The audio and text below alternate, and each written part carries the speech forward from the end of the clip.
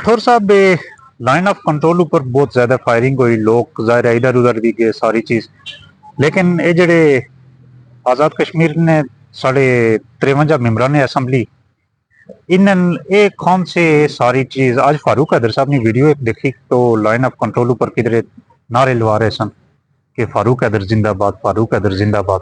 बाकी भी सारे गुम, फारूक हैदर भी गुम। मसला क्या है? ये बड़ी तुर्ख जी गल कसा जी, मैं थोड़ी जी कोड़ी भी है। गल यह है कि वो मार गया खालिद इब्राहिम।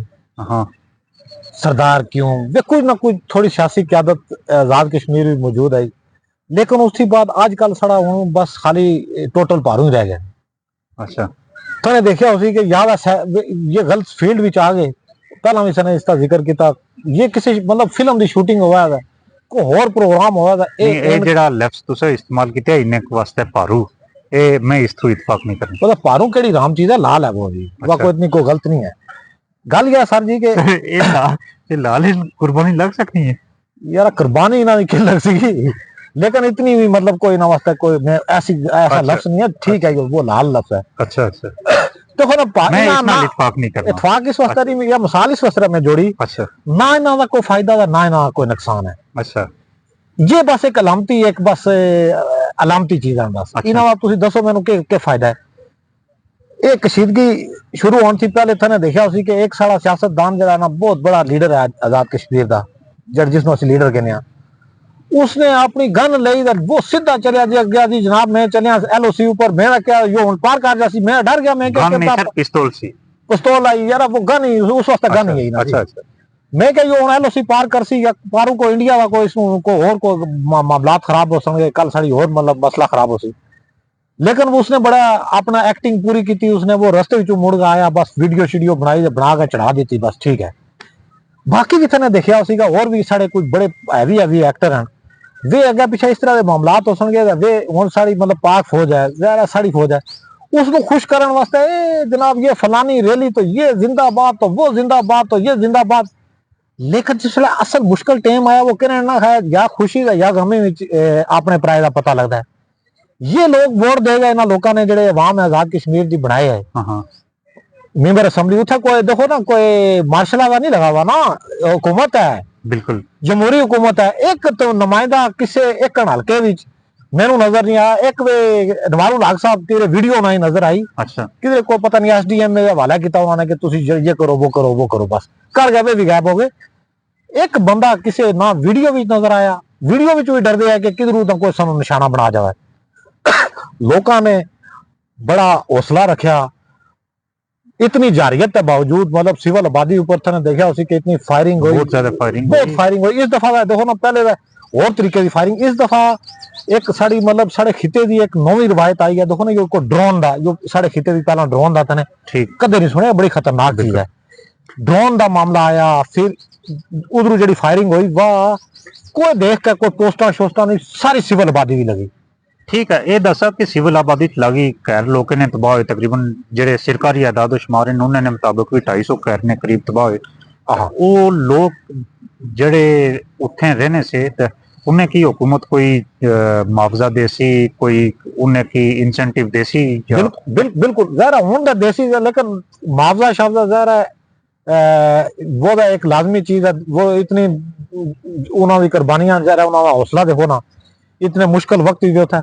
लेकिन मेरा सवाल यो है कि ये जड़े थने वोट देगा, ये अपने जमहूरी नुमाइंदे मुंतखब किए गए है, ये जड़े असम्बली भेजे है उन्होंने को थोड़ा नुमाइंदा नजर नहीं आया ग्राउंड ऊपर, कोई हौसला अफजाई करता है, कोई दस्ता है।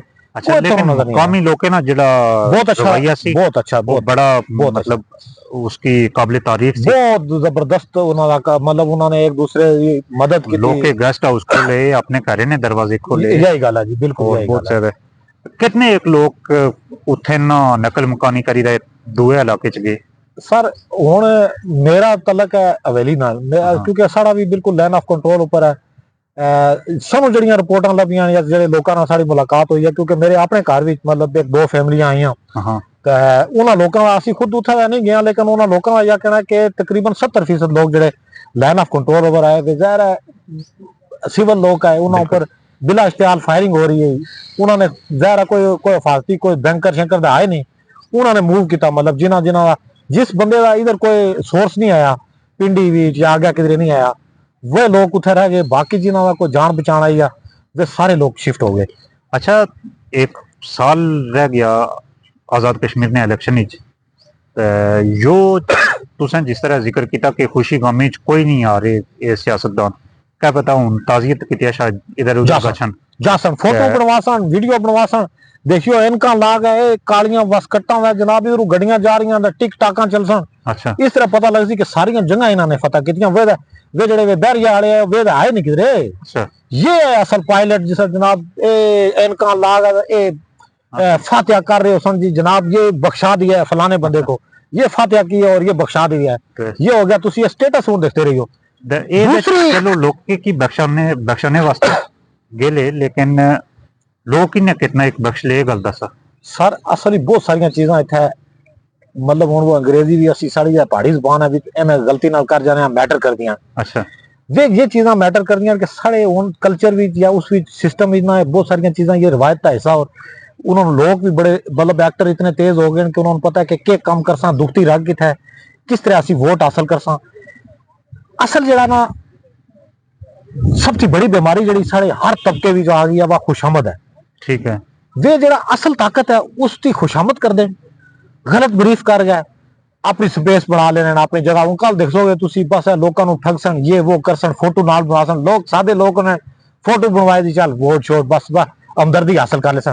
लेकिन उसके बावजूद जड़ा ना जी एक आजाद कश्मीर जी आम लोगों का जड़ा तासर है ना इस सियासी क्यादत थी कि लोग मायूस हो गए, इन्होंने वो सिस्टम जरा पुराना सिस्टम आया ना वो नहीं रहा, वो खत्म हो गया। चलो तुस आखने मनी छोड़ने, लेकिन क्या पता मैं लगना लोग मुड़ी ने किया वोट दे इन्होंने देसन है जहाँ या नहीं है कि सारे एकदम ही खत्म हो जाते, लेकिन आस्ता आस्ता लोगों में शऊर आ रहा है, तब्दीली आ रही है लोगों को पता है कि ये बस खाली टोपी ड्रामा ये एक्टर है बस। अच्छा, को कम अवामी एक्शन कमेटी भी की थोड़ा बहुत हाथ पैर मारनी रही, तुसा क्या लगना कि अगर अवामी एक्शन कमेटी इलेक्शन लड़े तो उसकी कितने एक वोट लब ली? सर अगर ज्यादा बहुत बड़ी टेंशन है उन्होंने वास्ते या अगर अवामी कमेटी इलेक्शन लड़ दी है वह बहुत बड़ा अगर जीता ना भी लेकिन इन्होंने बहुत बड़ा दंड पा सकती है। अच्छा, ठीक ठाक किस्म का दंड, और बहुत जगह पर ऐसे भी इलाके हैं जिथे अपसेट भी हो सकता है। अच्छा, बहुत सारे ऐसे हल्के कुछ हल्के जिस तरह साड़ा हल्का है वैली उस